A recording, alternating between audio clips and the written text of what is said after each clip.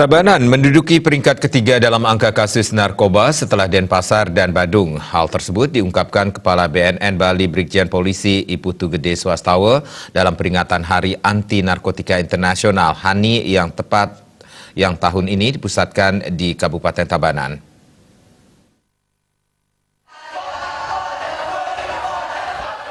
Badan Narkotika Nasional BNN mencatat jumlah penyalahguna narkoba di Bali selama tahun 2018 mencapai 31.178 orang. Dari jumlah tersebut, 5.318 orang berstatus pelajar dan mahasiswa. Kepala BNN Bali, Brigjen Polisi Putu Gede Swastawa mengatakan berbagai strategi telah dilakukan untuk bisa menekan tingkat kasus narkoba. Tahun ini, upaya yang tengah gencar dilakukan adalah penyusunan praram dan pembentukan relawan anti narkoba di seluruh desa seprovinsi Bali, pembangunan balai rehabilitasi narkoba milik pemerintah Provinsi Bali, dan implementasi kurikulum terintegrasi di lingkup SMP, SMA, dan yang sederajat. Upaya lainnya adalah meningkatkan peran seluruh OPD dan swasta dalam kampanye publik, deteksi dini melalui tes urin secara berkala kepada ASN, dan koordinasi dengan Polda dan pemerintah daerah dalam pemenuhan kebutuhan personil dan pengembangan sarana dan prasarana. Kenapa di sini? Karena di Tabanan belum ada pararam.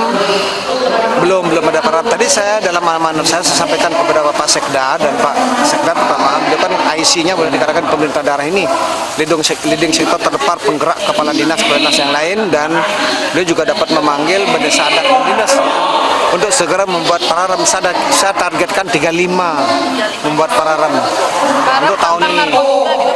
Iya, pararam di Tabanan belum ada. Pararam narkoba namanya. Pararam narkoba. Berisi sanksi atau apa? Ada sanksinya, sanksinya ada sanksi denda, tetapi lebih banyak sanksi moral ya. Karena di desa Pakaraman ini kan moralnya yang diutamakan. Peringatan Hari Anti Narkoba juga diisi penyerahan sertifikat relawan anti narkoba dan desa bersih narkoba. Lingkungan masyarakat yang bisa mencontoh oleh generasi muda, baik dari segi menggunakan media sosial. Joka Andika.